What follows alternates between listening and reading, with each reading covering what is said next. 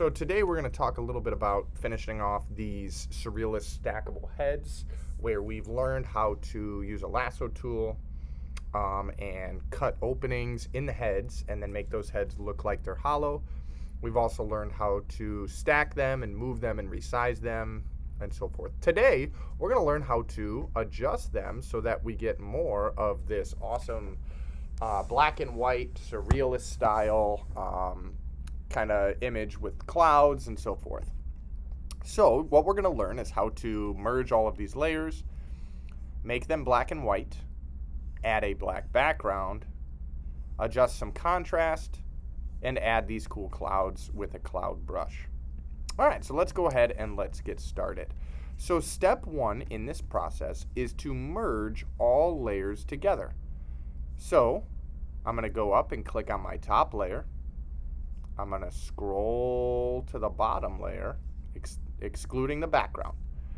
I'm going to hold the Shift key on my keyboard and click on my bottom layer. That highlights all of these layers so that they are all selected at the same time. I then go to Layer, and I go to Merge Layers. And now all of these layers are combined as one photograph, just like that. Now, what I'm going to do is I'm now going to make this image black and white. And the reason for that is to make it look more unified together. Some of these images have different saturations, you know, a little bit more shadow, a little bit more color, a little bit more red, a little bit more yellow, a little bit more tan. So the black and white helps adjust it to be unified. So we're going to go up to Image, Adjustments, and we're going to click on black and white. Now, once we click on black and white, it's going to mute this. So if we look, there's not much white in these images, and there's not much like black. It's mostly just grays. So we need to adjust the levels.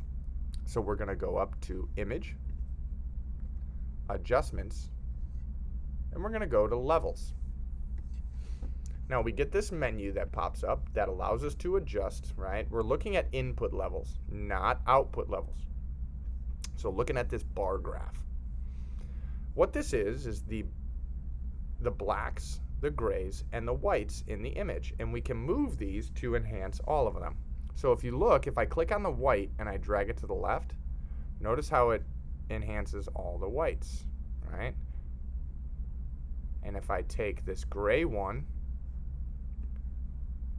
okay, and move it to the left or the right, it adjusts the gray. So I'm going to go kind of somewhere in the middle. My little cue here is I kind of crank the whites a little bit, crank the blacks a little bit. Now you don't want to go too much, right? Or too little to where it looks gray. You want a good amount of white, equal amounts of white, equal amounts of gray, and about equal amounts of black, somewhere in there. That looks good. So now I'm going to click OK. Now what we're going to do is we're going to add a black solid color layer for the background. So to do that, I'm going to go to the black and white cookie, the adjustment layer cookie down here at the bottom of my tools menu. So I'm down here at the bottom of my tools menu. I'm going to click the black and white cookie, and I'm going to choose solid color. When you choose solid color, a menu pops up that has a color picker. Just click somewhere in the black bottom corner and click OK. Now our color fill layer is actually on top of our image, so we need to move it in our layers menu. So I'm going to click and hold and move it below layer 1. All right, there we go. Now we're getting somewhere. Now we're going to add some cloud brushes to be able to brush in those clouds in the background. So I'm going to actually go to Google. I'm going to type in free cloud brushes. There should be 24 clouds, free Photoshop brushes at Brush Easy. This one's perfect. I'm going to click free download.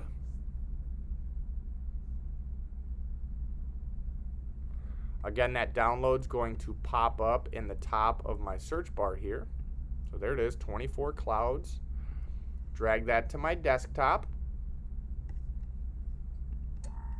I'm going to double click it to unzip it. And now I'm going to go to Photoshop. I'm going to go to Window, Brushes.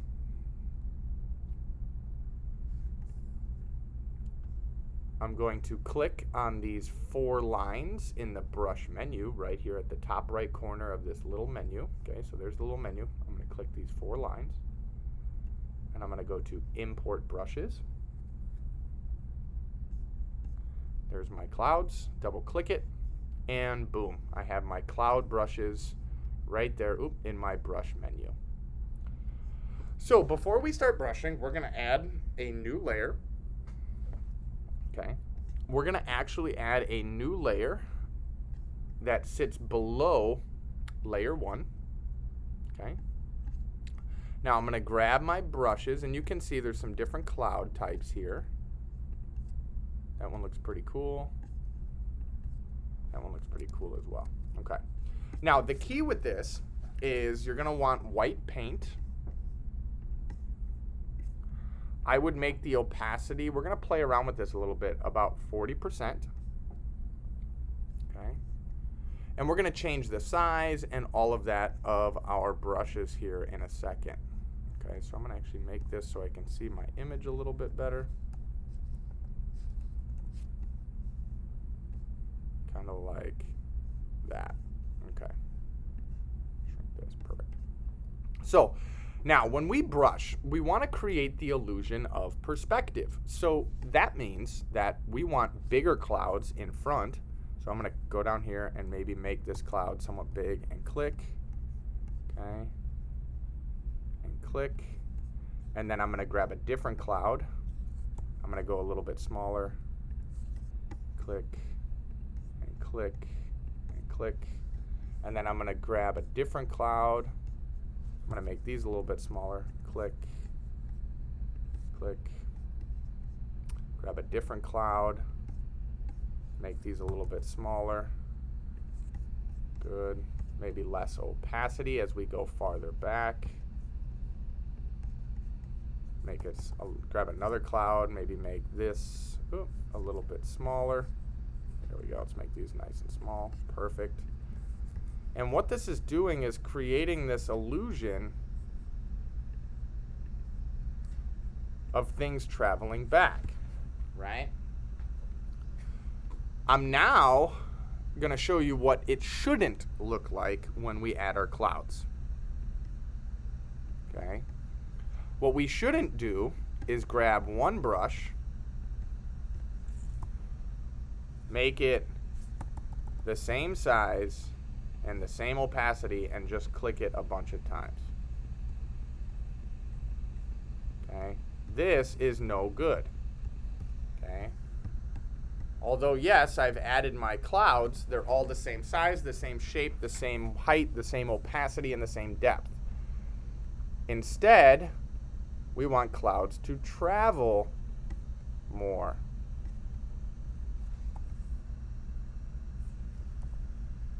Now we can add some bright, big ones up front here, kind of like that, to help create some depth and create some clouds traveling. I'm going to make these a little bit smaller.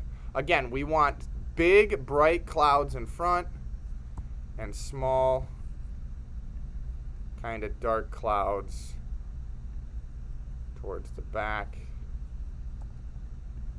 kind of filling in some of that to create distance. Okay, just like that. Perfect. Some cloud down here, down there. Good. Now what we're going to do is we're going to actually make this appear as if our heads are peering up through the clouds. Okay, so I'm going to add another layer. And I'm going to put that above my heads. Okay. So I have, ignore this layer 3, that's just my example layer of what's bad. I have layer 4, layer 1, and layer 2. Layer 2 is the clouds behind my head. Now I'm going to add some clouds in front of my face on this front end to help kind of hide my face a little bit so that it looks like my head is peering. Can even kind of hide this chin down here a little bit so that my head is kind of peering through the clouds just like that. All right. So again, your clouds should be all different sizes. They should be brighter towards the front of the page, and they should be darker and smaller towards the back. I can adjust my brush with my bracket keys, okay? And I can adjust the opacity up at the top. All right. So again, your clouds should not look like this. They should be the same, right? Different opacities, and they should travel a little bit farther back and get darker as they go. All right. Once you are done with this and you have nice even clouds and black background and good contrast, we're going to go up to File, Export, Export As, and you're going to choose at the top right corner of this menu. We should know how to do this now, but you're going to choose JPEG. You're going to click Export. You'll title this last name mindset. You're going to save it to your desktop, and then you'll be good to go. All right. So again, clouds should be bigger and brighter in front, smaller and more see-through in back, right? And they shouldn't take up the whole page. They should go about 2/3 of the way up, or about 1/3 of the way up. All right. Good luck.